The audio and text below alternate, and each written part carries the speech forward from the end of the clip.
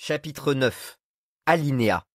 Tous les hommes sont dotés des mêmes qualités et des mêmes défauts, sans distinction de couleur ou de forme anatomique. Les races sont égales. Joseph Auguste Anténor Firmin. Quand allons-nous aborder le prochain concept d'économie politique? Les penseurs brillants soutiennent que l'abolition du capitalisme n'est pas une idée pratique. Même dans une partie du monde où le mécanisme de libre marché n'est pas très bien compris ni profondément théorisé, il est largement adopté et appliqué. Les intellectuels lumpen ont mis en place des scénarios pour désorienter un esprit ordinaire. Tous les mortels ordinaires ont l'impression d'avoir quelque chose d'autre à dire au sujet de la justice distributive pour laquelle les sermons dominants se sont normalisés. La foi pauvre est imprudemment basée sur des sentiments présomptueux de connaissance et de bienveillance de l'élite, sur le débordement du bon sens et sur la capacité de connaître la réalité avec certitude dans le monde universitaire. L'équité du calibrage aérodynamique répond aux normes de la folie et de durabilité en trompant l'essence de l'homme. Une fenêtre péricardique dans les schémas de pensée de l'humanité suggère que la perversion de l'égalité d'une idéologie en un vieux concept social est d'autant plus dangereuse lorsque le défi à l'égard des torts sociaux, commerciaux et politiques ne prend pas une forme appropriée de tentative d'exode idéologique. Il y a une raison probable à la triple coïncidence des retouches des souhaits de remaniement des cartes de répartition des richesses entre les riches, la classe ouvrière et les politiciens. L'essai ne portait pas uniquement jusqu'à tout récemment sur les mathématiques et les graphiques mignons. Les outils de manipulation de l'information remplacent les mélodies monotones néoclassiques dans le mécanisme du changement social. Les gens ordinaires se sont lancés dans des croisades messianiques, persuadés que le meilleur moyen d'atteindre leurs objectifs sociaux, commerciaux et leur utopie politique est de passer par les conventions capitalistes du mérite. Pour certains prétextes déroutants, ils écartent délibérément l'incohérence des faits et la valeur de ces moyens. Les chants contre les injustices sont devenus des actes de tâtonnement de la parole. L'asile géré par les détenus, c'est-à-dire l'inefficacité sociale, ne va pas de pair avec la volonté de l'humanité d'échapper à l'armageddon environnemental. L'expression ultime de ce que l'humain peut faire avec ce que nous retirons des préjugés est exceptionnelle. Les festivités des pouvoirs de la raison humaine ont réorienté le point focal des sociétés vers des idéologues qui font engloutir les codes par les masses. Les Solons cherchaient à arracher les éléments les plus primitifs de l'existence mondaine des humains. Les économistes politiques classiques ont dessiné et redessiné les frontières de l'existence harmonieuse des humains. Ils étaient enfermés dans la bataille entre l'analyse empirique et l'analyse inductive floue. C'était une question d'ego. Les intellectuels considéraient les pauvres comme du bétail à rassembler dans des cages clairement identifiées. Dans l'interaction entre de multiples idéologies, celle avec les théoriciens les plus frileux a établi la primauté sur les autres. On pourrait espérer que ces propriétés de construction sociale ne sont rien de plus que des flegmes du passé, une anomalie plutôt que la norme. En fin de compte, lorsque quelque chose hors de préjugés est exhumé, on entame le processus d'élimination de la mauvaise interprétation de soi. De l'évaluation du vernis de l'esclavage à l'excavation de la cause d'anxiété globale actuelle, il montre clairement que chaque société porte les mêmes troubles génétiques. La simple existence des Amish, des Juifs hassidiques, des madrassas, des guerres tribales, du racisme et des despotes pourrait suffire à prouver que nous, les humains, ne sommes toujours pas meilleurs que les brutes dans la façon dont nous utilisons nos neurones. Ces dissuasions de bon sens ont exploité des simples d'esprit du 21e centre de gravité. Comment concilier les folies persistantes et les hostilités inutiles à l'échelle mondiale avec les prétextes d'inégalité socio-économique et la négociation d'un probable cataclysme environnemental? Nous avons tous un chromosome inactif pour la prédisposition à la vertu et la tendance naturelle à opter pour le mal. Sans distinction de quantité de mélamine ou de forme organique, nous avons tous une aptitude et des défauts de fusion. Les penchants excentriques des humains garantissent des changements constants de paradigme. L'espoir est comme un chemin à la campagne. À l'origine, il n'y a rien. Mais quand les gens marchent dans cette direction, un chemin apparaît. Lucian. On pourrait regarder un écran pendant des heures, des jours, caresser un clavier pendant des semaines avant de cracher quelque chose qui mérite d'être considéré. Il n'y a pas beaucoup de variations à ce sujet. Mes contradictions se sont ajoutées à mon idéalisme, ce qui amplifie la difficulté d'apprendre de nouvelles émotions ou d'interpréter des expressions faciales. La plupart du temps, je me sentais sans vie, sans rapport avec moi-même. Pour concevoir une alternative au capitalisme, la matrice d'Eric Olin Wright comporte 3 étapes. Élaborer un diagnostic précis et une critique du monde tel qu'il existe. Envisager des alternatives viables. Et comprendre les obstacles, les possibilités et les dilemmes de la transformation. La 2e étape invite à fabriquer une vérité.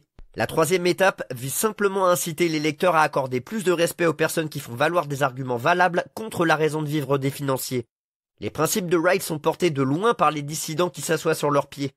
La photo de Karl Marx me regardant fixement. Ses joues rougissants ne semblent pas offrir d'indices dans une autre direction. J'étais naturellement ennuyé et j'ai fait un pèlerinage au cimetière de Highgate Cemetery à Londres. J'essayais de pisser sur la tombe d'Herbert Spencer en examinant la pierre tombale de Marx quand tout eut un sens. Les philosophes n'ont interprété le monde que de diverses manières. Le but, cependant, est de le changer. Certaines personnes entendent leur voix intérieure avec une grande clarté. J'entendais Georges Bernard Shaw marmonner. Le plus gros problème de communication est l'illusion que cela a produit à mes oreilles. C'est comme s'il me disait que parce que sa voix était dans ma tête, je devais pas supposer que d'autres personnes peuvent l'entendre. Albert Einstein est mort en laissant sur son bureau un manuscrit inachevé sur la théorie du champ unifié. Il y a eu une autre grande course-poursuite, créer un monde libéré de la pauvreté. Et pour certains, c'est juste un frisson, ou pour la plupart, c'est franchement stupide. L'abolition de l'esclavage était il n'y a pas si longtemps une idée impossible et peu pratique. Ne pas respecter la sainteté est rarement commode. Les âmes naïves qui tentaient de faire en sorte que les réalités sociales comptent à l'intérieur des systèmes sociaux et politiques dominants ont fini par mourir et se sont ajoutées en une caractéristique supplémentaire des broyeurs. Puisque l'essence de l'existence influence plus que l'avenir d'un individu, les voies d'évasion ne peuvent être trouvées que dans le désir de chacun. L'aura de justice sociale, indispensable aux sectes séparatistes, affaiblit la conscience et la pertinence de la justice distributive. Le changement ne dépend plus de la justice distributive.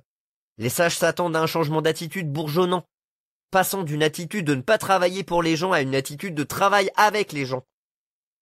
Les financiers se dépêchent de créer une nouvelle condition viable pour l'auto-asservissement. Avec l'aide des conservateurs des pratiques passées, ils ont amené le public à croire que la productivité est la seule option pour que le bateau socio-économique mondial soit à flot. S'agit-il d'un choix entre les prospects ou les jeux de hasard? Ce scénario évite d'être humain et met en évidence l'hallucination des économistes. Notre obsession sur la façon de s'adapter déplace l'humanité vers les ténèbres de l'abîme. La connexion coopérative et autonome des ordinateurs dans le monde entier remplace lentement l'éducation formelle en offrant la plus ancienne monnaie négociable connue dans l'histoire, le savoir en quantité méprisable. Aujourd'hui, les modèles éducatifs sont de plus en plus comprimés dans des intrigues pour guider les élèves dans l'acquisition de connaissances par leurs propres moyens. Pour survivre aux divers tourbillons destructeurs mondiaux, les individus doivent continuellement s'étirer et ajouter de la vitesse à leur savoir en combinant l'éducation formelle, l'expérience de la vie réelle et les éléments de preuve les plus récents sur Internet. Les technologies de l'information ne nous ont pas encore bombardés harmonieusement de bruits jetables, d'alibis et de statistiques. La vaste mer d'informations faussées et de preuves partielles perturbe la légère causalité entre l'information et la sagesse. Le voyage de l'interprétation à l'inspiration pour faire de l'information un savoir n'est pas sans heurts non plus. Quand un grand moment frappe à la porte de ta vie, il n'est souvent pas plus fort que les battements de ton cœur et il est très facile de passer à côté. Boris Leonidovitch Pasternak. Tous les êtres humains ont le talent de capter la vibration des événements. Les despotes en sont effrayés. Les radicaux ont tendance à en être submergés. Les financiers veulent en profiter. Les autres ne savent pas quoi en faire. C'est un endroit bizarre et fatigant pour perdre le contrôle de sa vie, mais pas de sa volonté. La capacité de socialiser et d'apprendre à socialiser peut être autotomisée sans perdre le facteur humain. Pour les universitaires, l'erreur n'est pas un prétexte pour laisser la nature suivre son cours. C'est l'occasion d'évoquer un autre schéma machiavélique. La réduction de ce qui doit être humain en prudence ou solidarité est la racine de tout mal en économie. Un gang a dépeint les êtres humains comme des machines froides et calculatrices qui poursuivent la prudence. Ils ont renforcé une vision plus financière de l'amélioration de la société. L'autre groupe se concentre sur l'imposition d'un sentiment de cohésion, car ils croient que la solidarité humaine est la seule façon d'enrayer les injustices. Ils ont retravaillé les manigances de Marx pour rendre acceptable le monde du XXIe siècle. Les esprits qui ne sont pas remplis de lexique économique comprennent facilement la confusion et l'insignifiance qui découlent des arguments diaboliques actuels. Il est franchement inutile de débattre des mêmes vieilles idées. Nous essayons constamment de réparer quelque chose qui est brûlé pour le plaisir de la mémoire ou de la paresse. Les êtres vivants doivent inhaler l'odeur d'encens autour d'eux et être conscients des nuances de leur insomnie pour explorer la validité des accusations et de ma frustration. La fortune des super riches n'est plus attachée aux infrastructures visibles. La rareté des nouveaux concepts sociaux est organique lorsque nous laissons s'effriter l'ancienne façon de faire des affaires dans le but de distribuer le butin de façon appropriée entre les membres d'une entreprise. Nous avons eu de la chance jusqu'à présent. Nous avons eu quelques crises cardiaques mondiales et régionales, mais pas d'accident vasculaire cérébral. Les idéaux utopiques persistent dans la conscience collective malgré l'absence d'un fondement intellectuel solide, parce que les gens sentent profondément dans leur ventre le changement de paradigme. Les temps rendent toutes les observations construites par l'interaction humaine avec les autres faillibles et toutes les théories révisables et périssables. Les marchands d'idées ne devraient pas se contenter de grommeler et de gesticuler leur frustration à ce sujet. Les personnes privées de leurs droits se sont mises en colère d'une autre façon. Il y a une satisfaction morbide à faire preuve de condescendance d'aider quelqu'un qui nous ressemble à monter sur notre dos et à prendre place à la table des ogres. Les vengeurs socio-économiques font l'idée d'embrasser les bourses et d'embrasser les fermiers une option attrayante. Le gardien du capitalisme et le faux sentiment de misère de Shinigami commencent par l'étude montre. Les dissidents attestent avec un certain degré d'espoir illusoire que le plan est voué à l'autodestruction. De nos jours, quiconque croit que le communisme est le seul mode de vie humain est probablement un fugitif de l'armée rouge vivant dans l'âge des ténèbres qui doit émerger. Les militants qui débordent du désir fumant de sauver le monde ne sont bons que pour les défiler. Leur solution intensifie la marge et la tragédie et la différence entre l'égalité et la probabilité. Dans un nombre limité de cantons, infime par rapport à l'ensemble de la société, la colère n'a été dirigée contre un seul aspect du capitalisme ou du communisme qui affectait cette communauté particulière à ce moment précis. Aucun des émissaires du passé n'est suffisamment équipé pour faire face aux problèmes sociaux existants. Leurs recettes sur la table tiennent au fait qu'elles viennent d'un temps et d'un lieu qui n'existent plus. Vivre n'est pas synonyme de simplement avoir du mouvement, c'est bouger selon sa volonté. On pourrait dire qu'avec les actes, on commence à vivre vraiment. Par conséquent, lorsque l'on se déplace par sa propre volonté et que cela conduit à la destruction de son corps, ce n'est pas une négation de la vie, c'est une affirmation. Fumiko Kaneko. Le néoplatonisme, les marabouts, les sages espagnols et d'autres aficionados et scolastiques de différentes époques ont tous basé leurs recommandations sur leur appréhension de la bulle dans laquelle ils ont vécu. Le temps plie et mélange le destin. Les vagues passées de regroupements de pensées ont cherché à découvrir le thème central de la saga de la vie quotidienne des gens qui tentent de satisfaire leurs besoins tout en abusant d'eux ou en profitant de leurs désirs. Le péché véniel dans les analyses sociales était le manque de sentiments, d'émotions, d'intérêt et de préoccupations pour le mauvais bien-être physique et financier. Elle confondait la mesure privilégiée et insensée du succès et la ferme conviction irrationnelle des paysans fondée sur la religion. La tendance particulière à utiliser les croyances et les pratiques du gang qui lui sont les plus familières comme référence aux normes a nui à la signification du mérite dans l'attribution des privilèges et des fardeaux. Deux notions ont fait consensus. La classe ouvrière était immature et l'échelle raciale de l'humanité est passée du blanc pour les humains au noir pour les bêtes, les animaux. La reconnaissance intellectuelle était une question de jugement résidant dans le sentiment de la basilique ou de l'aristocratie. Il était dans l'intérêt de l'intelligentsia de renforcer les préjugés répugnants en crachant des hypothèses qui repoussent les frontières de la dégradation et de la conscience collective. C'était l'époque où les manifestants étaient massacrés, où les rationalistes brûlaient jusqu'aux croix et où les humains appartenaient aux humains. Le côté fonctionnel de la planète arrosée a laissé le XXe siècle avec une forte dose d'incertitude quant à l'avenir. Le XXIe siècle a l'occasion, la bonne excuse et les moyens de rediriger la locomotive qui entraîne les wagons sociaux, commerciaux et politiques sur la bonne voie, dans la bonne direction et vers la bonne destination. La pile visible de victimes du capitalisme et la vulnérabilité des sociétés offshore anonymes mettent en mouvement des morceaux de différence. Naître et grandir dans une mer de douleur n'est plus suffisant à faire croire que le monde entier n'est rien de plus qu'une grande ville solitaire. L'évolution juridique des plaidoyers est en train de remodeler le concept orthodoxe d'amélioration générale du niveau de vie. La façon misérable d'articuler la bonne utilisation de l'argent est en train de désamorcer les privilèges des enfants des riches. Le monde n'est pas en train de devenir moins occidental. La variation périodique globale devient moins familière aux barons occidentaux. Les nouveaux apprentis magiciens exigent un accès à Internet d'approche de l'enseignement économique qui les aiderait à disséquer la manière constructive et comprimer les phénomènes auxquels les humains contemporains sont confrontés. Une controverse amère s'est développée sur la validité des avantages des politiques sociales occidentales et commence à attirer les défis de l'endroit le plus pauvre de la Terre où elles sont mises en œuvre. La recherche de l'amélioration de l'expérience humaine a changé de vitesse. Dans une mesure négligeable, des procès ont été réalisés pour ce qui est de dépeindre les routiers comme des gens avides, lascifs et trompeurs d'une manière moins pathétique. Malgré le fait que le cadre occidental est le moyen le plus inapproprié de généraliser le comportement des gens à la base du monde culturellement dynamique, le reste des sciences sociales s'y fie de façon paralysante à tout. Il n'y a pas que le fait d'ignorer le berceau de la pensée comme si la réalité était statique ou l'argument était déjà gagné. Le comptage et l'arithmétique ont longtemps été considérés comme le panache de la bourgeoisie. Les mathématiques en ont fait des druides qui revendiquent la gloire. La remise en état de la colonne vertébrale de l'humanité, ou l'estompement de la frontière entre la responsabilité individuelle et la responsabilité collective est beaucoup plus lucratif que la recherche d'échecs, la déflation des idéologies et la prévention des catastrophes. C'est une tâche intimidante que de mesurer l'authenticité de l'hypocrisie dans un domaine comme l'économie, la théologie ou la politique, alors que la vanité et l'insatiabilité y sont à égalité. Les algorithmes qui recréent le processus décisionnel humain sont la capacité de faire volte-face à un niveau plus sophistiqué qui nous rend humains. L'hétérogénéité du discours est inutile lorsque les chamailleries recherchent l'adulation et les applaudissements records des partisans convaincus de leurs principes. Une dette émotionnelle est difficile à régler. Robert Beck. Le désespoir est un psychédélique qui n'induit pas d'euphorie mais transmet le sentiment de ce que signifie être humain. La disparité prend la forme la plus laide, la pandémie d'injustice, lorsqu'elle alimente la ségrégation des richesses et les préjugés intellectuels. Le regroupement des nantis et des démunis n'est pas fondé sur le mérite. On ne passe pas d'un de ces blocs rigides à l'autre en adoptant des convictions de l'autre partie. Pour les riches, la question n'est pas de savoir si la mentalité du tuer ou être tué est bonne ou mauvaise, c'est simplement la loi de la nature. Les pauvres le croient aussi. Nous sommes tous prisonniers de conventions idiotes et maladroites. Nos vies sont pleines de rituels absurdes d'assurance.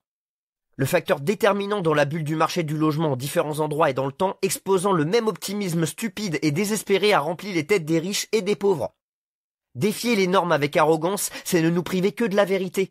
Notre surestimation actuelle de l'hémisphère occidental a mal caractérisé le triomphe du bien sur le mal. La révolution industrielle a créé un fossé marqué entre les classes sociales, semant la méfiance, la discorde et l'antagonisme. Les humains qui ont mâché les espoirs des autres humains n'étaient pas aussi rares que les dents des poules. La productivité est devenue synonyme de profit. Pour l'élite européenne, c'était une période de changement, une période de grand bouleversement. Pour les autres, c'est l'heure de la misère.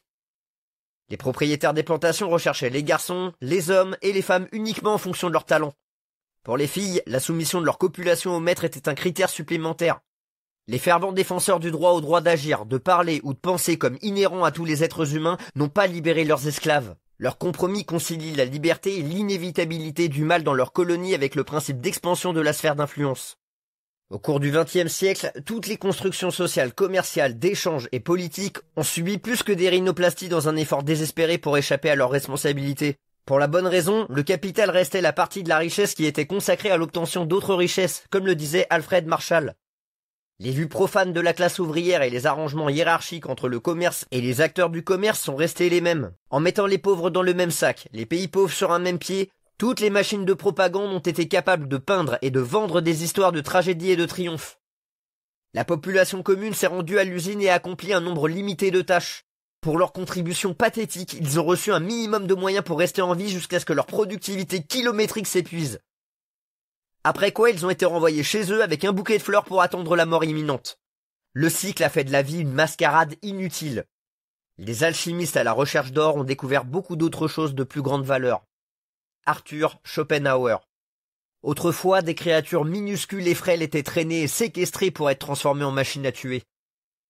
Les garçons qui ont accompli avec succès le voyage pour devenir hommes ont cherché avec empressement à prouver leur sadisme dans une bataille pour gravir les échelons de la pyramide du féodalisme. Ceux qui ne pouvaient pas être convertis en ogres ont été formés au métier de la fabrication et de l'entretien des objets indispensables à leur communauté. Une fraction de ce groupe a ensuite appris à identifier les propriétés des matériaux. Les artisans indépendants qualifiés et réputés qui ont sauvegardé leurs traditions et leurs rituels commerciaux particuliers ont pris d'innombrables tyros sous leurs ailes d'apprentis à compagnons. Seul un certain nombre d'entre eux devinrent maîtres artisans. Le roi accorda des terres aux barons et aux vassaux comme il l'entendait. Ce projet de système de guildes et de chevalerie n'était pas particulier à l'époque des sauvages du continent. Après avoir maîtrisé l'art du gain privé illégitime, les financiers ont commencé à rêver d'un processus parfait de création de valeur ajoutée. La transformation de la classe traditionnelle d'agriculteurs d'une société agraire en une société industrielle a écrasé la liberté du travail et guillotiné la capacité de la classe ouvrière à s'émanciper. Après avoir mûrement réfléchi à la révolution industrielle qui avait donné du courage à la bourgeoisie dans différents endroits, les financiers en sont venus à la conclusion qu'ils avaient simplement mal compris le sens de la domination. Les capitaines d'industrie ont rebroussé chemin et sont parvenus à enfin trouver la clé sur l'une des portes où les gens semblaient à première vue ne rien savoir du profit, le monde universitaire. En externalisant le coût de la formation et en créant une main-d'œuvre prête à subir des abus, les financiers ont ouvert les vannes de l'éducation formelle. La philanthropie sournoise des financiers qui ne croyaient plus au salut de leurs entreprises par le Christ a ouvert une autre porte aux pauvres, les études supérieures. Elle a conduit à la prolifération des applications des connaissances scientifiques. Il est difficile de briser la chaîne de l'esclavage de soi. Les motivations des magnats de l'industrie et de la démocratisation de l'éducation n'étaient ni complexes ni variées. Les pauvres cherchaient la sécurité en apprenant un métier pour se joindre à une entreprise. Pour les bailleurs de fonds, ce projet, alimenté par un changement philosophique dans l'esprit de l'élite académique de l'intellectualisme, a servi de trampoline à la productivité de leurs usines. Le slogan de longue date de la division du travail et l'hymne moderne de la spéculation sur les spécialisations en sont venus à rationaliser la surconsommation sans prêter attention au nouveau décor pittoresque derrière la scène. L'impuissance des vieux peuplements devient profonde alors que nos envies psychologiques deviennent centrales à l'existence humaine. Les érudits, pour la plupart, sous-estiment la véritable essence du changement de paradigme, La conséquence directe de la métamorphose sociale, commerciale et des échanges du XXe siècle et de la métamorphose politique du XXe siècle. Une compétence ou un métier, l'aptitude à accomplir un ensemble précis de tâches, est sans aucun doute moins important qu'un moyen de développer la capacité d'agir dans diverses fonctions. Qu'est-ce qui fait du XXIe siècle un moment particulier? L'emplacement et le nombre d'individus qui acquièrent et accumulent de superbes moyens de participation, d'engagement ou d'implication dans les discussions où les entreprises contemporaines ont fait naître des écosystèmes de créativité dans le monde entier. La manière égoïste de couvrir le parfum des idéologies, la mortalité dévalue des paradoxes socio-économiques étonnants à grande échelle d'aujourd'hui. Des spectres de gadgets ont accru la prise de conscience. Ils donnent aux apprenants les moyens d'évaluer de manière critique les voix qui se font entendre dans leur tête. Les gens ordinaires ont acquis le droit à la conscience et à la capacité de coder l'avenir. Dans l'hémisphère occidental, ils sont au courant des deux. Les moyens de production ont été rétrogradés. Les humains passent plus de temps à sculpter collectivement, à promouvoir et à peaufiner les aliments et les choses qu'à cultiver ou à produire des commodités. Un changement de paradigme et une réécriture du code génétique menacent de céder la place à une autre forme d'être ou de sélection naturelle. De nouveaux dispositifs ont démontré que le cerveau humain est beaucoup plus sophistiqué qu'on ne le pensait. Après cette percée en neurophysiologie, les ondes de choc des verdicts des économistes comportementaux auraient dû être ressenties au-delà du milieu universitaire. Le verdict mélancolique des spécialistes des sciences sociales ne prend pas toute son importance en limitant l'implication au bazar et à la manipulation de l'esprit. Les suppositions des victoriens, qui servent actuellement à justifier les raisons pour lesquelles les individus font ce qu'ils font, ne sont plus adéquates. Il est difficile d'expliquer aux initiés le péché de leur père. La disparité socio-économique s'est longtemps dégradée, passant de l'organique à l'inorganique. Le pouvoir du bon sens aurait dû suffire à détendre l'entreprise du capitalisme sur notre mentalité, tout comme il l'a fait pour le socialisme, le communisme, le fascisme et l'anarchisme. Collectivement, l'autoroute de l'information nous a rendus plus éloquents et plus intelligents. L'humanité dans son ensemble a finalement besoin d'un changement mental et d'un redémarrage moral pour rompre le contrat psychologique qui a trop longtemps lié l'humanité à de vieux arrangements sociaux, commerciaux et politiques. L'humanité attend de bonnes raisons pour réviser le catalogue de ce que le monde serait un meilleur endroit. Je donne 2 raisons. Les mortels ordinaires qui possèdent les moyens d'engagement, de participation ou d'implication sont devenus une culture mondiale. Le capital est maintenant la partie des moyens qui est consacrée à l'obtention de plus de moyens par l'interaction avec les autres. Il n'y a pas de vérité originelle, seulement une erreur originelle. Gaston Bachelard. Le sentiment renouvelé de remettre en question le principe fondamental du partage de l'argent a été mal interprété. L'aspect le plus critique de l'insatisfaction universelle en termes d'arrangements sociaux a été principalement ignoré dans le débat en cours sur les motifs primitifs et les fantasmes obscènes des humains. Le nihilisme imprègne la nature intérieure de quelques êtres humains. Des penseurs d'une objectivité remarquable qui ont fait du monde une arène scientifique ont excessivement poussé et tiré la logique sous tous les angles. Quand les particuliers qui ont été frappés par un instinct de vérité examinent les humains, ils ont toujours trouvé l'indignité. Leur fluctuation la plus extrême nous a donné de grands concepts. Ils savaient à quel point leurs idées étaient dangereuses, mais leur position était très claire. Malgré leurs scrupules spirituels au sujet de leurs réponses, ils ont tenu bon. Certaines hallucinations prennent beaucoup de temps avant que la société et la technologie n'en fassent une réalité. Peut-être le sous-produit le plus précieux dans leurs efforts dans les enquêtes divines en déclin, les mortels ont-ils joué un rôle déterminant dans l'émancipation de la croisade de la classe ouvrière. À première vue, l'économie classique est confrontée à la perte de confiance du public. Les crypto-monnaies sont invalidantes dans la psyché publique et nous obligent à repenser le circuit monétaire.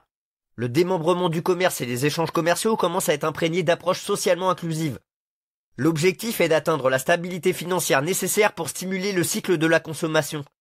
La redistribution de la richesse à l'échelle nationale ou internationale, tout comme les hausses d'impôts pour punir les créatures impitoyables et cupides sont considérées comme un remède. De nouvelles rationalisations des influences des commerçants et des impulsions des acheteurs se préparent de plus en plus. Hélas, en réalité, l'économie politique classique reste le principal contributeur à l'enquête sur le monde. Le caractère des hypothèses sociales et de justice au cours du siècle dernier est le même sous la bannière de la mondialisation.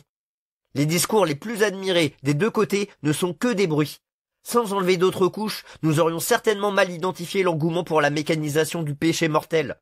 Les programmes de mondialisation réorganisés ont affaibli les capitaines d'industrie et les cercles d'oligarques pluralistes. Néanmoins, un investissement dans le savoir et la peine consacrée avec les changements garantissent un retour sur investissement plus élevé et non le même montant. Contrairement à l'ancien type de client, la confiance des acheteurs varie et contient souvent des fragments de plusieurs caractéristiques. Les nouveaux humains réagissent très différemment. La survie des entreprises dépend maintenant d'une cohérence dans la compréhension pas à pas du processus de prise de décision des humains et des animaux. Une préférence en matière d'organisation, de perspicacité et de bon sens doivent converger afin de briser l'indifférence des acheteurs et de tirer profit du dynamisme du commerce et des échanges. Qui est entrepreneur ou qui assume des risques financiers supérieurs à la normale dans une entreprise? Tous ceux qui ont les moyens d'engagement, de participation, d'implication dans l'escroquerie. Les concepteurs, les personnes qui génèrent ou conçoivent des idées ou des projets, ainsi que les investisseurs se sont appropriés le titre d'entrepreneur. Ce faisant, ils récoltent à eux seuls tous les avantages et toutes les récompenses de ce que sont les chefs d'orchestre, les conservateurs et tous les autres. Tous ceux qui ont lié leurs moyens d'engagement, de participation à leur implication dans l'arnaque. Les concepteurs, ceux qui génèrent ou conçoivent des idées ou des plans, et les bailleurs de fonds se sont appropriés le titre d'entrepreneur. Ce faisant, ils récoltent seuls tous les avantages et les récompenses de ce que les chefs d'orchestre, les conservateurs et tous les autres sèment. Les têtes de tout le monde transpirent et les extraits de travail difficiles fournis sont étiquetés profit. Pourtant, personne n'est en mesure de corriger la vile erreur d'exclure d'autres conspirateurs d'un profit d'entreprise.